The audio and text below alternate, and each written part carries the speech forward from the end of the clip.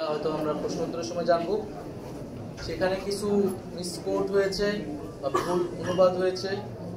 যেমন আমি বলেছিলাম যে আমাদের আর্থিক বিষয়ে আসলে সমাজের যারা সচ্ছল মানুষ, আমাদের যারা সচ্ছল সদস্য এবং শুভাকাঙ্ক্ষীরা রয়েছে, তারা মূলত আমাদেরকে সহযোগিতা করে এবং আমরা একটা ক্রাউড ফান্ডিংয়ের দিকে যাচ্ছি, অনলাইন এবং অফলাইন কেন্দ্রিক।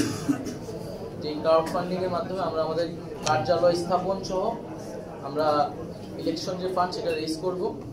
তো সেটার একটা ভুল অনুবাদ দেশের বিভিন্ন গণমাধ্যমে আসলে এসেছে, সেটা সংশোধনের জন্য আমার অনুরোধ থাকবে।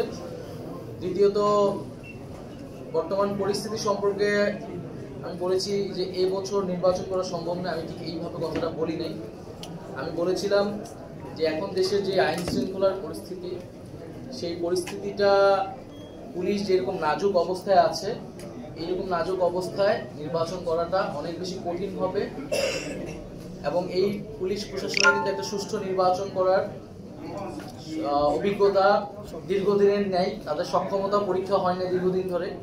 সেই জায়গা থেকে আমি বলেছি যে আমাদেরকে অবশ্যই নির্বাচনের আগে এই যে পুলিশিং ব্যবস্থা আছে, আইন শৃঙ্খলার যে পরিস্থিতি আছে, সেটাকে অবশ্যই উন্নত করতে হবে এবং সেটার জন্য সরকারের পাশাপাশি রাজনৈতিক দলগুলো যারা রয়েছে, বিভিন্ন সামাজিক শক্তি যারা রয়েছে, তাদেরকেও এগিয়ে আসতে হবে এবং সহযোগিতা করতে হবে।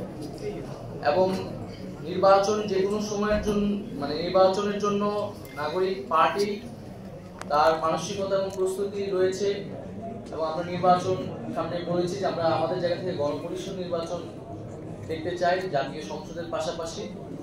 তো সেটার আগে নির্বাচন কেবলমাত্র নির্বাচনী জাতীয় নাগরিক পার্টি বা এনসিপির এই মুহূর্তে একমাত্র দাবি নয়। আমরা গণপরিষদ বা জাতীয় নির্বাচনের কথা বলছি, কিন্তু তার আগে আমরা দৃশ্যমান বিচার কার্যক্রম দেখতে চাই এবং যে ঐক্যমত সংস্কারের জুলাই সনদ, যেটাতে সবার স্বাক্ষর হওয়ার কথা, জনগণ দেখতে পাবে কোন রাজনৈতিক দল জনগণের রাষ্ট্রের সংস্কারের পক্ষে আছে বিপক্ষে আছে, সেই জুলাই সনদটা আমরা নির্বাচনের আগে কার্যকর হিসেবে দেখতে চাই।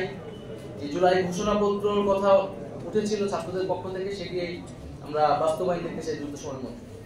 আরেকটি বিষয় আপনারা খেয়াল করে থাকবেন, সাম্প্রতিক সময় ধরেই বৈষম্য বিরোধী ছাত্র আন্দোলন, নাগরিক কমিটি এবং বর্তমানে যে নাগরিক পার্টি হওয়ার পর থেকে যে আমাদের যারা নারী সদস্যবৃন্দ রয়েছে, খুবই স্পেসিফিক ভাবে তাদেরকে চিহ্নিত করে সাইবার জগতে নানা ধরনের অপপ্রচার চলছে, পোলিং চলছে এবং এক ধরনের হেনস্থার মধ্য দিয়ে তাদেরকে যাচ্ছে। এবং আমরা দেখতে পাচ্ছি যে বিগত ফ্যাসিবাদী সরকার, তাদের কর্মী, তাদের যারা তাদের সাথে যারা যুক্ত রয়েছে নানাভাবে, সেই সকল মানুষরা এই কার্যক্রমে অনেক বেশি যুক্ত হচ্ছেন। নারীদেরকে টার্গেট করা হচ্ছে।